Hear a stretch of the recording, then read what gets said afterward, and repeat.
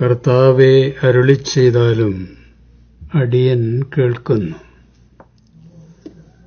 ജീവിതയാത്രയിൽ അകലെ കാണുന്ന പ്രതിസന്ധികളുടെ മലകളും ചെങ്കടലും കുന്നുകളുമൊക്കെ എൻ്റെ മക്കളെ ഭയപ്പെടുത്തുന്നത് ഞാൻ കാണുന്നുണ്ട്.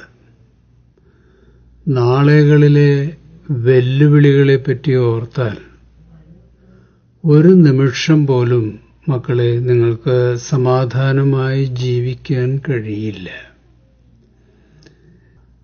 എൻ്റെ പിന്നിൽ ഓരോ ചുവട് വെച്ച് നടക്കുവാൻ മക്കൾ പഠിക്കണം. അതിനുള്ള ക്ഷമ കാണിക്കണം. സാഹചര്യങ്ങളെയും സമയങ്ങളെയും ധൈര്യമായി നേരിടുവാൻ ക്രമാനുഗതമായ ചുവടുവയ്പ്പുകളാണ് വേണ്ടത്.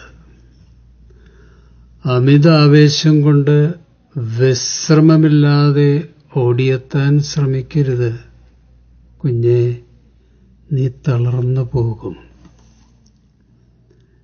ഞാൻ നടത്തുന്ന വഴികളിലെ പ്രതിസന്ധികൾ എന്തൊക്കെയായിരിക്കും, എങ്ങനെയായിരിക്കും എന്നൊന്നും ഓർത്ത് നീ ഭയപ്പെടേണ്ട കാര്യമില്ല.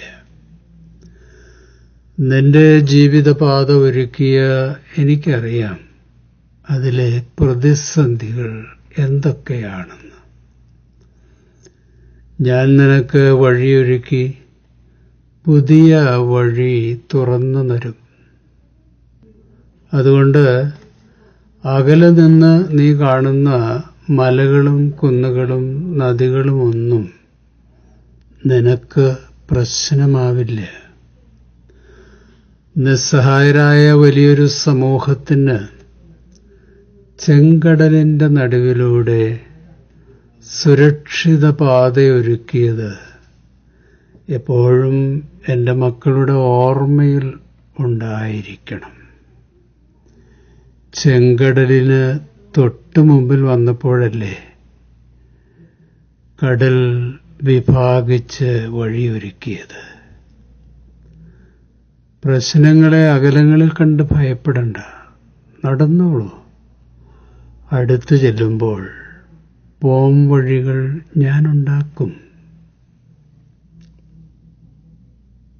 പ്രതിസന്ധികളുടെ വൻകടലും സഹനങ്ങളുടെ തീച്ചൂളയും കരുണയില്ലാത്ത ദുഷ്ടമനുഷ്യരും പരിചയമില്ലാത്ത പ്രശ്നങ്ങളുടെയുമൊക്കെ മുമ്പിൽ നീ എത്തുമ്പോൾ എന്ത്, എങ്ങനെ എന്നൊന്നും ഓർത്ത് വിഷമിക്കേണ്ട കാര്യമില്ല.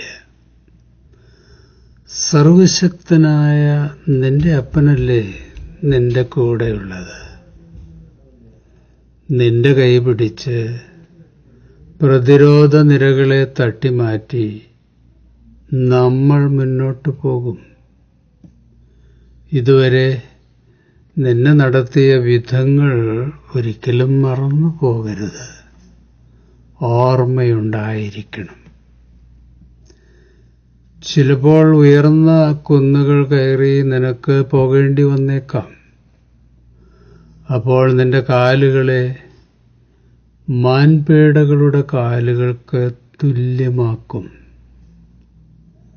നിന്റെ കാലിടറാതിരിക്കാൻ നിന്റെ വലത്തും ഇടത്തും ഞാൻ ദൂതന്മാരെ കാവൽ നിർത്തും. ഇന്നത്തെ യാത്രയെപ്പറ്റി മാത്രം നീ ചിന്തിച്ചാൽ മതി.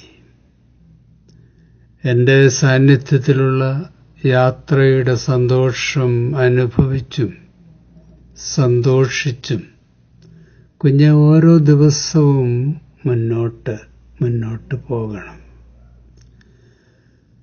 കാഴ്ചയാലല്ല, വിശ്വാസത്താലാണ് എന്നോടൊപ്പം നടക്കേണ്ടത്.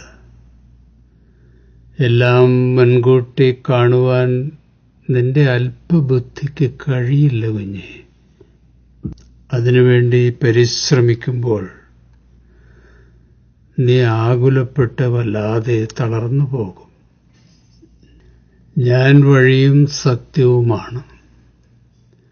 എന്നോടൊപ്പം നടക്കുമ്പോൾ നിനക്ക് ഒരിക്കലും വഴി തെറ്റില്ല.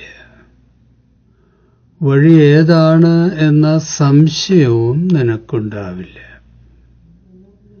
എൻ്റെ ഡിവൈൻ നാവിഗേഷൻ സിസ്റ്റം നിത്യത വരെ നിന്നെ വഴി നടത്തും. എന്നോടൊപ്പം നടന്നോളൂ, എന്നോട് ചേർന്ന് നടന്നോളൂ. ജനകോടികളെ നടത്തി ചരിത്രം സൃഷ്ടിച്ച എനിക്ക് നിന്റെ വഴികളിലെ പ്രതിസന്ധികളൊന്നും വലിയ കാര്യങ്ങളല്ല.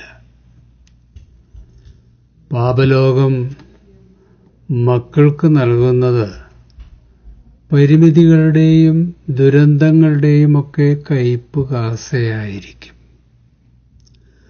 അവയിൽ പലതും മാറ്റമില്ലാത്ത ദുരന്ത യാഥാർത്ഥ്യങ്ങളുമായിരിക്കാം.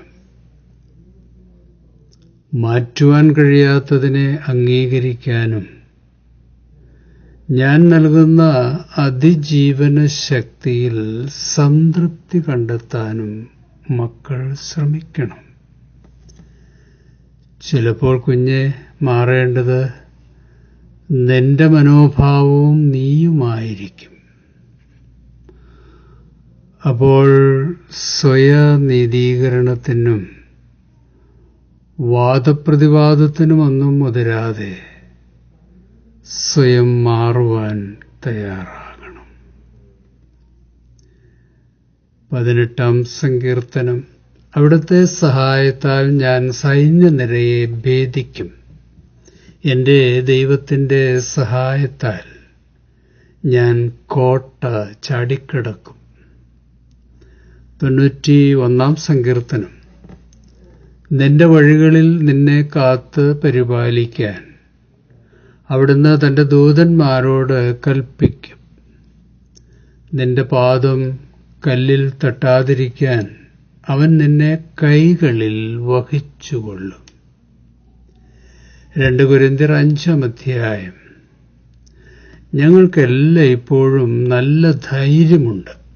ഞങ്ങൾ ശരീരത്തിൽ വസിക്കുന്നിടത്തോളം കാലം കർത്താവിൽ നിന്ന് അകലെയാണെന്ന് ഞങ്ങൾ അറിയുന്നു. എന്തെന്നാൽ ഞങ്ങൾ നയിക്കപ്പെടുന്നത് വിശ്വാസത്താലാണ്, കാഴ്ചയാലല്ല. ഞങ്ങൾക്ക് നല്ല ധൈര്യമുണ്ട്. ശരീരത്തിൽ അകന്നിരിക്കാനും കർത്താവിനോട് അടുത്തിരിക്കാനും ഞങ്ങൾ ആഗ്രഹിക്കുന്നു. ഈ തിരുവചനങ്ങളാൽ ദൈവം ഇന്നേ ദിവസം നമ്മെ ധൈര്യപ്പെടുത്തട്ടെ, ആശ്വസിപ്പിക്കട്ടെ. ശുഭാശംസകളോടെ എ പി ജോർജച്ചൻ.